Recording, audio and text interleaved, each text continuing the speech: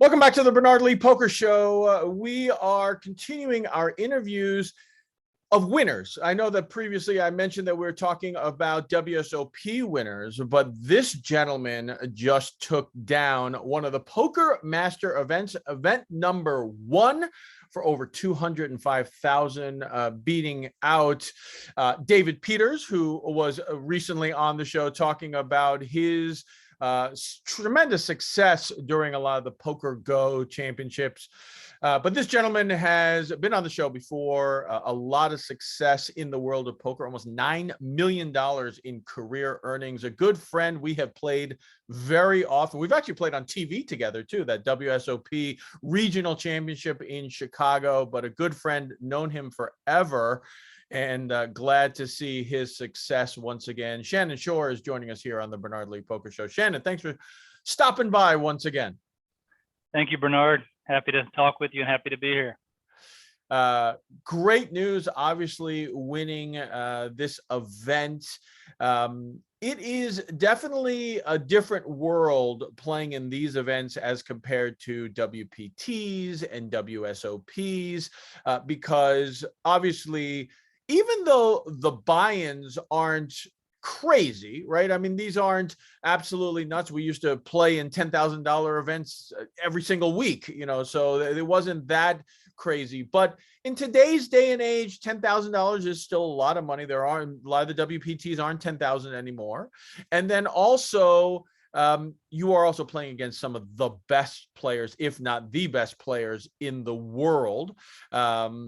How different is it for you playing in these events compared to, I would say, the good old days, playing in WPT events where even though the buy-ins were about the same amount, the play and the caliber probably weren't as high as it is during these events? Would you agree? I would. Yeah, the vibe of these tournaments is really cool. That Aria studio is just such a nice place to play. And yeah, like you said, it's a lot of like the very toughest players, guys that have been playing online forever. And they're super sharp. So like, obviously you have to take a very GTO approach. Right. So I'd say that's the main difference between like playing a tournament like this and when something I play locally, that where I'm going to be playing against like more recreational types. Right. Right. Although you do get some recreational types in these events as well. Right. But yeah, I really enjoy the challenge of, getting to see, I enjoy just like trying to be really present during these tournaments and watch every hand and watch what these top guys are doing, and just, sort of making mental notes of hands. And it's just such a good learning opportunity to play with the best. And obviously Right. to come out on top in one of these just feels awesome. Right. Right. And like you said, that's the amazing thing. You really have to be there the entire time. We talk about so much with so many pros on our show about strategy of being, paying attention all the time, not listening to your headphones and all that kind of stuff. But when you're playing against the best players in the world, if you don't do that, you miss one little thing, and that's the difference of whether you win a hand, whether you miss a value bet, whether you miss the check raise or whatever it might be. And we're not talking about tells. We're just talking about just kind of making sure the story makes sense, etc. How often? I know you played back in May during the Venetian high roller events and all those deep stack championship events. And then you also played in June. You played in the Poker Go tour for the US Open. Have you been playing at the Poker Go studio during these events a lot? The US Poker Open in June or whatever that was my first time ever playing in there, actually.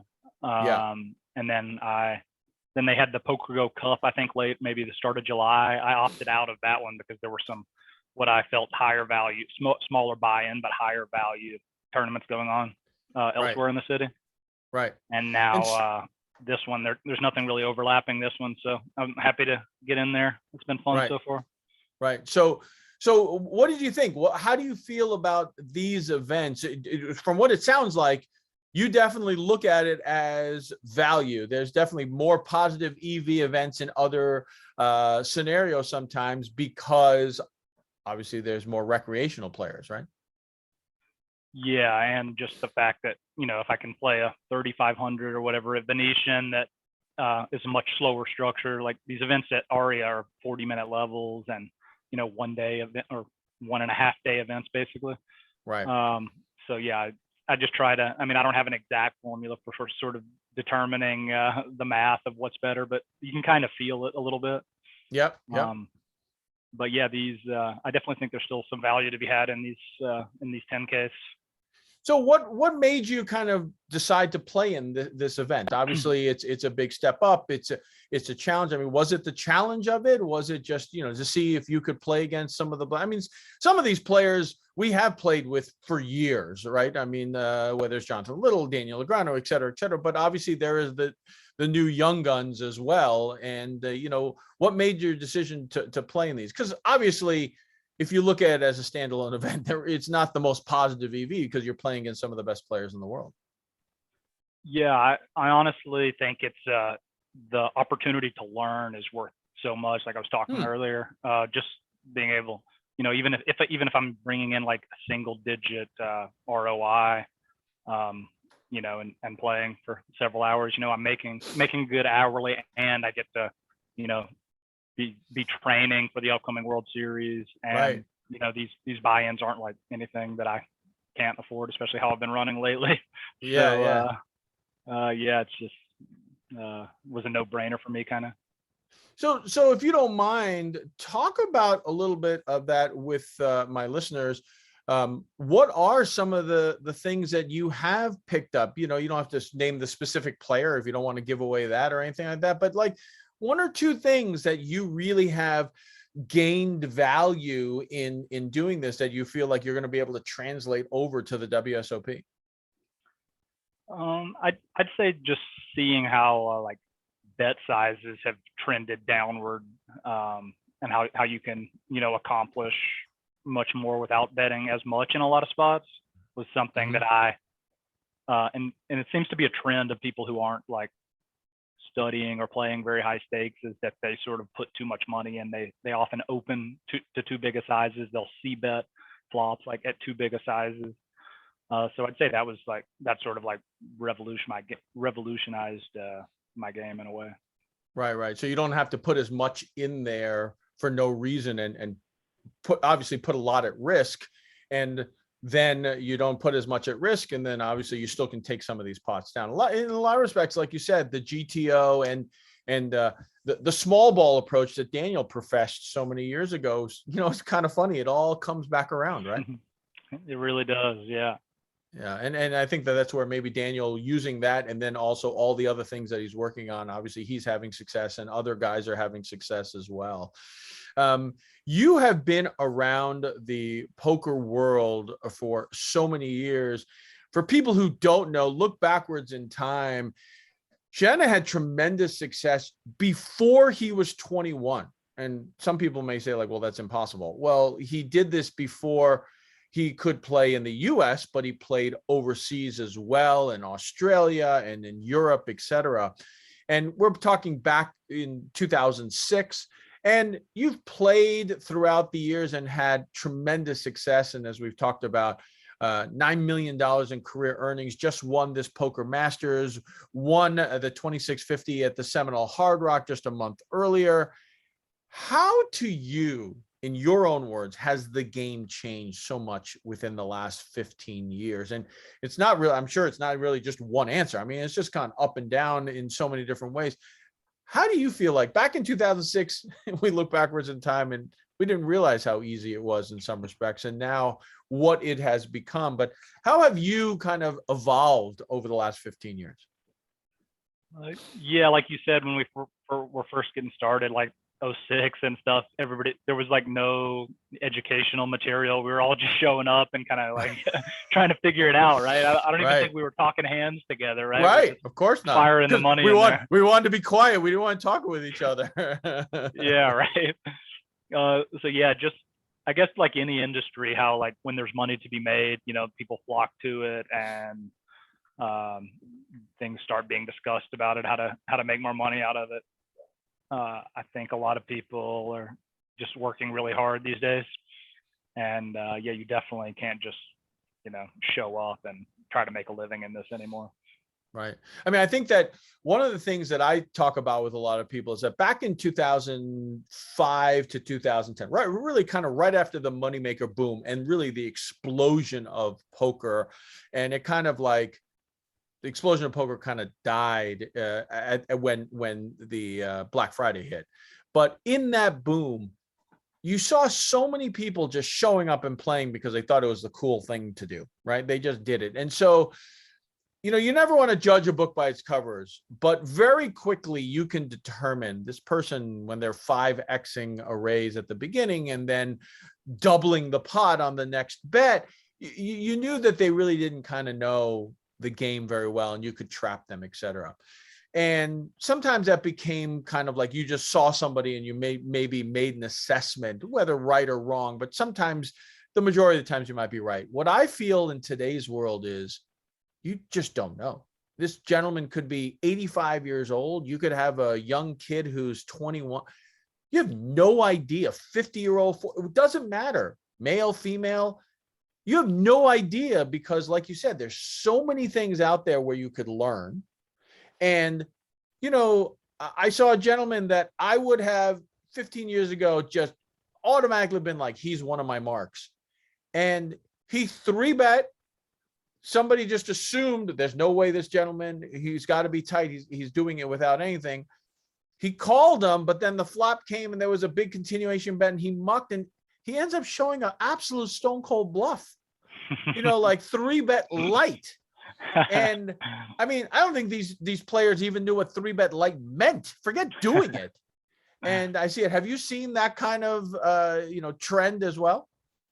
Yeah, definitely. There's a lot of, middle-aged to guys to senior age guys that, they love poker. They're playing a lot of poker, even online, you'll see them. And then, they'll be around Venetian playing a lot of tournaments. So a lot of people are like really into poker, and you can see why it's such an awesome game. I know you'd agree. It's so much fun. And yeah, if you put the time into it, it can work out for you. Well, you said we're talking with Shannon Shorr, who just won event number 1 at the Poker Go event for over $200,000. But one of the things that you look at it is that it's a game that you never can really quote unquote master, no pun intended. You just the minute you think you have it and things are going well for you, right? All the people always forget that you win every flip, right? You just oh yeah, I cashed in 5 of 12 events. Yeah, but if you didn't win that flip on that hand and that flip on that hand, you go 0 for 12, whatever it might be. So, but it's a game where there's so many intricacies that you can enjoy. Let's talk a little bit about this event, specifically the the Poker Masters. Great event, obviously. A lot of players, 82 entrants. And it got down to a great final table. Talk a little bit about that final table as you were entering it. Yeah, it was a really fun lineup of a lot of top pros and really fun guys. We were having a good time chatting and messing around. And also the bubble of that tournament was super interesting. It took an hour and a half, 2 hours. Wow. Pretty turbo-ish type structure. So that was pretty intense. So yeah, it was a really fun tournament, and that was kind of all top players down the stretch too. Right. Yeah, then Darren Elias, Ben Yu, Jonathan Jaffe, Jim Clyde. I mean, just crazy, the names. I mean, you know them all. You ended up getting heads up with David Peters, as we talked about in the intro. Talk a little bit about how that went up, and it ended up being a very interesting last hand, I guess. Yeah, that was one of the most wild experiences of my career for a couple of reasons. David's a really good friend of mine. We've spent like a decade traveling to tournament stops worldwide and partying together, and just like always saying that we're going to get heads up, just waiting to get heads up. Like, this is the one, we're going to get heads up in this. And then it just happened. And then I think, he started with a slight chip lead, and I got off to a good start. And then we battled for a long time heads up. It was a lot of fun. And eventually we had like 10 minutes. They extended the registration of the event number 2 for us because of like logistically we started late, but we were sort of entitled to be able to play the next tournament. So they were nice enough to extend us an extra level. And then even with that extra level, the final table had gone on so long that we only had like 5 minutes left before we were going to get shut out. Right. So then, yeah, I got lucky ace-5 suited versus ace-9 to double up. And then we were basically even, and we just decided, all right, we're just going to flip, chop the rest of the money that we were playing for and run an all-in blind flip. Crazy. And my Just crazy. 10-8 off. Yeah. Right. Like net, just, I'll always remember this. But yeah, 10-8 off, held versus 6 deuce off. And I was doing winner interviews soon after. Nuts. So you're doing winter interviews when you're getting blinded off, or did they at least wait till the break of that second tournament? Yeah, at the break, actually. Yeah. So just to put everyone in perspective, people are probably not understanding fully is that event number 2 starts while the same day that event number 1 is finishing up. And both of these gentlemen not only wanted to finish off event number 1, but they want to play in event number 2. They're playing for the overall title and et cetera. And they love playing in these events. So they tried to extend registration, but after a certain point, and you guys didn't obviously want to just buy in and then let yourself get blinded out because you're already short at that stage, right? Exactly. Yeah. We only had 20 big blinds to start. So be pretty quickly down to 15 or 16. Right. You don't want to drag this thing out. Now, so basically when you guys made that decision to go in all in blind on that one hand, you're really, because you're chopping the money at that stage, you're really playing for the points, right? Though, because it's the overall title right there. Yeah. I mean, it's actually a pretty pivotal coin flip to win, actually, because I get an extra 55 points, I guess. Yeah. And I think the races are often decided by less than that. So especially versus like likely the greatest tournament player ever, like David, like if that's the edge that it takes to get by him, like he's going to be in there firing all these, and I don't know, hopefully it can be the difference maker. Yeah, that's the hand. It'd be an incredible story if one of you guys either win it or don't win it because of that. Pretty nuts, obviously, with regards to all that. Is the plan to play in all of them for you? I'm definitely going to play these next 10Ks and probably the 25K the following day. And I've actually got a wedding next weekend, so I'm going to have to definitely miss the 100K. That it should be said, I'm going to have to sell a lot of action to play in like the 50 or the 100. Right. But yeah, so I will have to probably miss the last one. But if I'm in the running, I mean, 50K overall kicked into the winner is pretty big incentive to be in there. At this stage of your career, and especially having just won event number 1, is it that hard for you to sell it?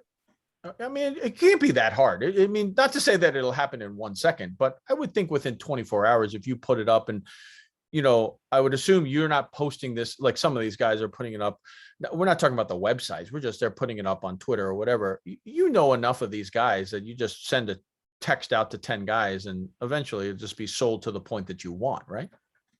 I think so. Yeah. It shouldn't be too hard as long as it's at a reasonable markup, of course. Right. So it's also good to win event number 1. Yeah, that helps. Talk a little bit about the future for this year. You obviously are going to play out the Poker Go. The World Series it's amazing, right? It's really right around the corner. Before we talk about that, I'll get back to that. But how was this past year and a half for you? How was COVID? Were you affected at all, family-wise, yourself? How did it go for you? Were you pretty much just locked up inside with the family? Yeah, Joy and I live in Las Vegas, and we were mainly here just kind of working out outside, and I played a bunch of online poker. I figured I'd use that time to really sharpen up my game. Yeah. So yeah, did a lot of that and just kind of worked out and did some random things around the city to stay sane. And yeah, I'm happy to have put in all that work because it was definitely helpful. Yeah, some players have said that indirectly this pandemic actually helped their game for a couple of reasons. One, they really got to focus, study, and practice. And two, really like play and try all of these different things because you couldn't play live. You had to do it online, and you were able to really kind of like hone in on the things that maybe you could improve on, or, you know, or were some of your leaks. Do you agree with that? Yes, totally. Yeah, it's just nice to be able, there wasn't much else to do, so Right. might as Right. well play some poker. Yeah. I've Were only got you, sorry. I've got a couple minutes here before because I got to rush Yeah. to Yeah. Yeah. Aria to make it, Yeah. but Of course, I'll to talk play, about the playing. Yeah. So talk yeah. about the WSOP. Yeah. Yeah, it should be really cool being in the fall with football going on and stuff. Hopefully it isn't like a super spreader event or anything. Yeah. Let's hope not. Um, Yeah. Hopefully everybody comes out unscathed, but it should be awesome to be playing at this time of year or in the fall, and with Right. football on, it should be. I think it's going to be a pretty fun vibe. Right. Right. Right. You know, we're finally back. Right. I mean, let's hope that it stays okay right now, and we're able to have the World Series. So, Shannon, congratulations. Love catching up. I can't wait to see you live as we're going to have summer camp again, even though it's going to be in October this year, but it should be a lot of fun. Look forward to it, Bernard. Great to talk to you. Awesome. Shannon Shorr here on the Bernard Lee Poker Show. Stay tuned. Listen, World Series is coming up. We're looking forward to it. And as always, may you always go in with the best hand, and may you never get unlucky. Good night, everybody. And Thank for you, all Bernard. of you, thank you, Shannon. And for all of you on YouTube, don't forget to subscribe and like as we continue bringing more interviews to all of you. Thanks a lot. Have a great night.